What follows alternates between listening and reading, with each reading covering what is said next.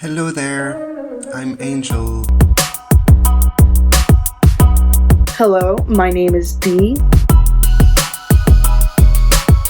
Hi, I'm Anne. My name is Leo. My name is Matthew, aka Zor. My name is Julia. And welcome to another video by the Entropy system.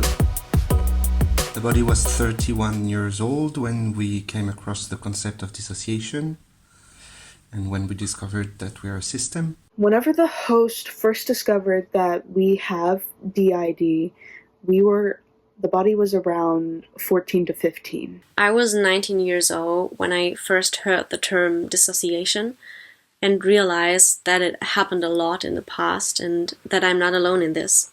The host first came into contact with the rest of the system when he was about 15 years old, and that was the point when we kind of discovered a term for this thing that we've been experiencing our entire lives. That was 2 years ago. I was 39, and I had no idea until that time. In fact, other people discovered it for me, which made it kind of awkward at the time. I knew when I was 17, when the body was 17, so 3 years ago, that there was a little girl living within me. And then last year, when we were 19, we learned about DID and what it is, and then we connected the dots, and we're like, oh, that's what it is. We are now 15 identified. We are a polyfragmented system, and as such we have over 220 alters documented, but there's evidence that we have upwards of 300. I am aware of 9 system members. We are currently aware of 16 alters in our system. At the moment, as far as we know, it was about a dozen,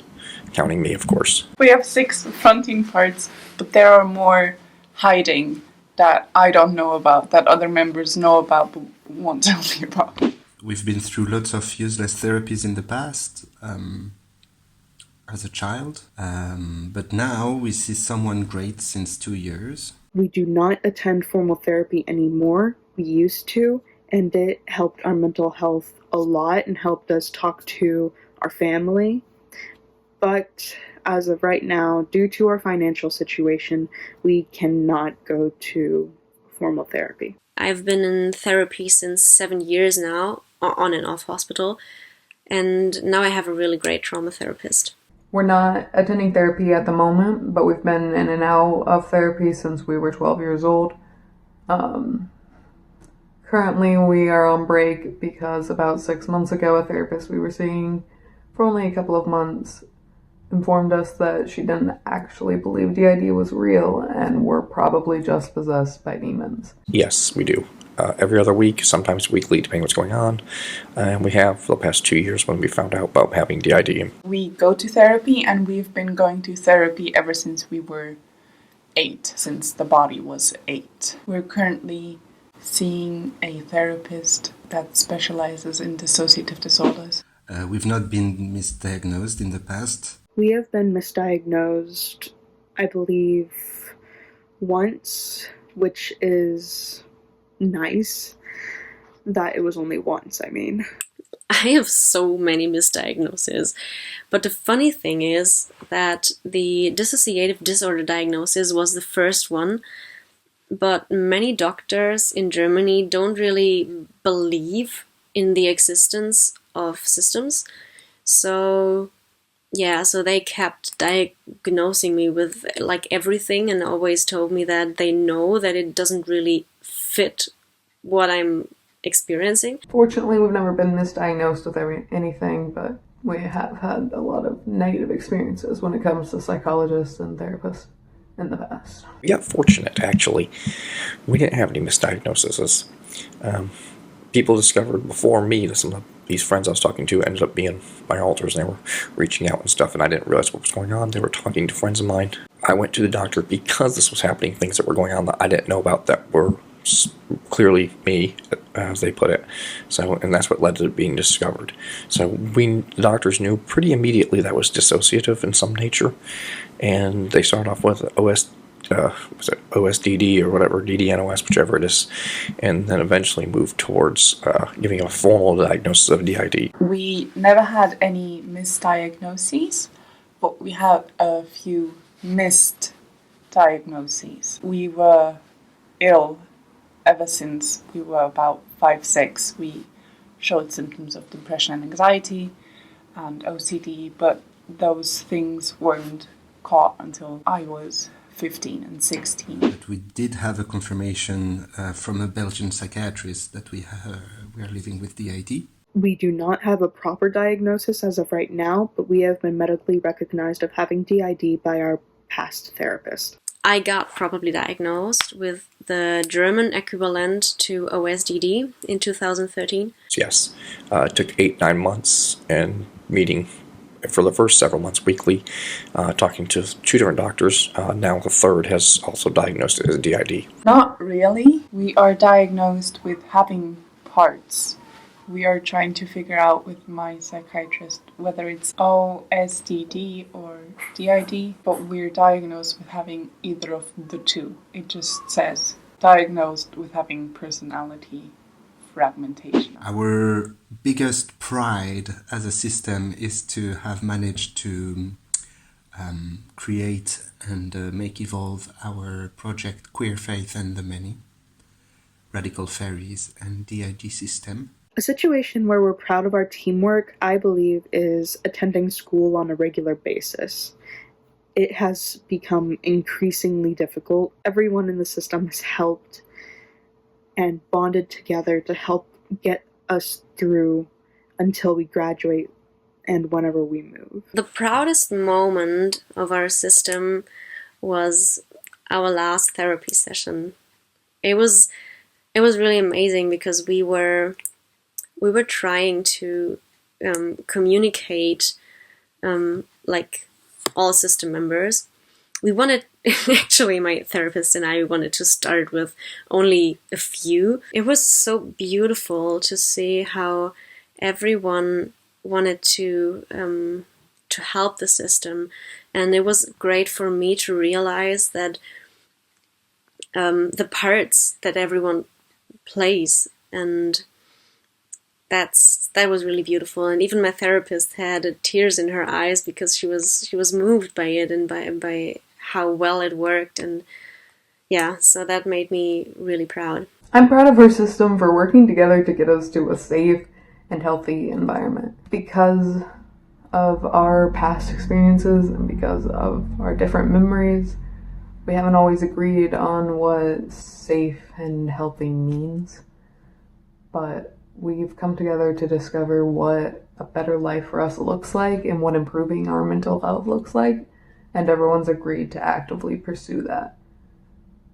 And that wouldn't be possible if they weren't all unified and working together and doing the best that they could to accomplish their roles. Well, there's several really. First and foremost is our communication and our cooperation we're working on.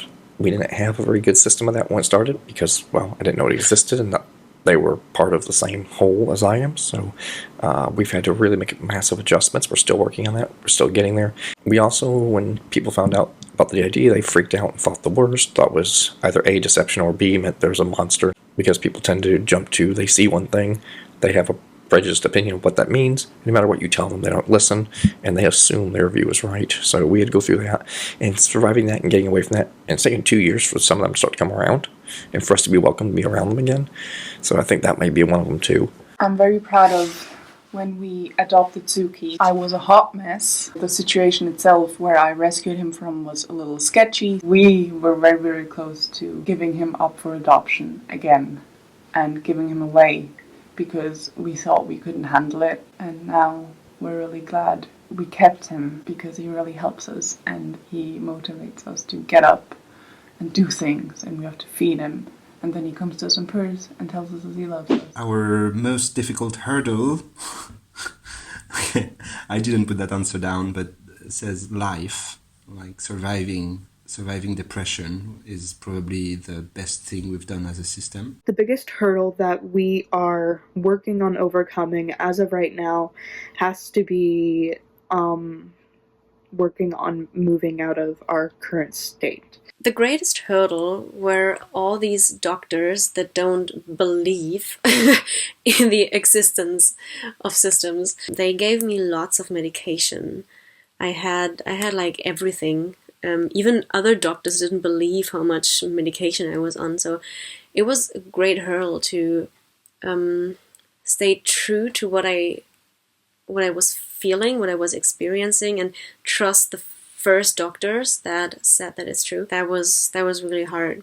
That would probably be moving out early when we were 17 years old from our abusive household and kind of just living on our own and becoming self-sufficient. People misunderstanding us. And we at one point even been called demonic. So yeah, we've had some really big misunderstanding, and that's probably the biggest hurdle. We're still trying to overcome that in the house. It's difficult trying to relate to family when they don't understand what's going on, and we're trying to be more open about it. So far, that's the hardest thing. This is the first time we've done publicly, so I'm a little nervous still. Cutting ties with abusive family members and being sort of homeless and not knowing where to sleep and not having a home during our final year of high school and still managing to graduate. Our goal is functional multiplicity. We have no intention to integrate. We don't believe in it. We don't think it would be good for us. Our long-term goal is functional multiplicity. We feel like we are so much our own individuals at this point that we can't see ourselves integrating into one. Our goal in therapy is definitely functional multiplicity, because the fear of fusion is to lose someone inside of me, and I don't want to lose anyone. At the moment, our end goal is functional multiplicity. That's just because that's what works best for us, and because also our initial trauma just occurred at a very young age, and we're not even sure that'd be possible. Our goal is whatever happens. We're not shooting to force or push for fusion of any parts, much less a final fusion, but we are looking to work together as a team. So functional multiplicity is the forward goal right now, trying to get better teamwork, communication, etc. If it leads to fusion of parts and eventually a final fusion, because it naturally does, we'll live with it, we'll figure it out. But it is not a goal to push for that. For the next 5, 10, 20 years, our goal is functional multiplicity. Our end goal, when we're settled and we have healed from everything, our end goal is fusion. Yes, we strongly believe that we all deserve love, care, safety, acceptance, and what was the other thing? Happiness. Yes, we do. I believe that each and every one of us, no matter their role, whether it be host, protector, persecutor, little, trauma holder, whatever, everybody in this system deserves to be happy, safe, and accepted. It may be hard and really difficult, especially whenever it comes to the persecutors, but I believe that everybody deserves a chance. Everybody deserves to be safe. We all exist for a reason, and we all are here for a reason. Every alter totally deserves happiness, safety, and acceptance. And not only inside of me, but also everyone outside there, really. There was a time, maybe 1 or 2 years ago, when I wasn't so sure about that, because I wanted to,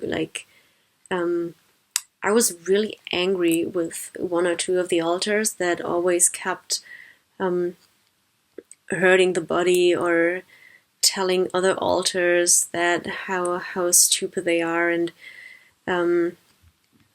it did really not help. But now I understand why they did it, and they they found their role in the system, and I love every one of them. I love all of them. I really appreciate them, and I love that we are working together, and we are really getting better at it. So yeah, everyone deserves happiness, safety, and acceptance, inside and out. We believe each and every alter in each and every system is deserving of love, acceptance, and validation. No one deserves to feel alone, and no one deserves to be alienated, especially in a disorder that's as confusing and scary as this one. We should all be happy and safe, like we've been fighting for so long to be. I believe everybody, not just the alters, but everybody in general, but certainly alters too. They're part of a system. They survive because of what happened. We survive because of them, because we're a team, whether we knew it or not. And they deserve to have a happy life because they're part of that. We can change the lives of people by being kind and compassionate, and especially to those that only got created out of trauma and pain and suffering. Annie, do we deserve love? Yes, everybody deserves love. Even the people that are bad people deserve love. We all deserve love because we maybe didn't get that much when we were little. I also think that people that are bad people deserve love, because how could they become good people if they don't get love? I think I'm a good person, but I want to be a better person, and I can't be a better person if I don't get love and motivation and help from others that love me and tell me I can get better. Then how? That's the only way I can get better, if people love me and help me get better. So also bad people deserve love so they can get better, because maybe they want to be good people but they never got love, and everybody deserves love. Goodbye, friend. Hey guys, thanks for watching. I want to take a moment to thank Elizabeth and all of our patrons for supporting our channel. You guys help us make better content every week, especially during these hard times. The fact that you're still supporting us, even if it's only $1, really means the world to us, so thank you. We also want to remind you guys that the Entitled to Life conference is still on. Gonna happen this November in San Francisco. Like and subscribe and follow us on Instagram and Twitter for updates on both the conference and our lives. Take care, everybody. Bye.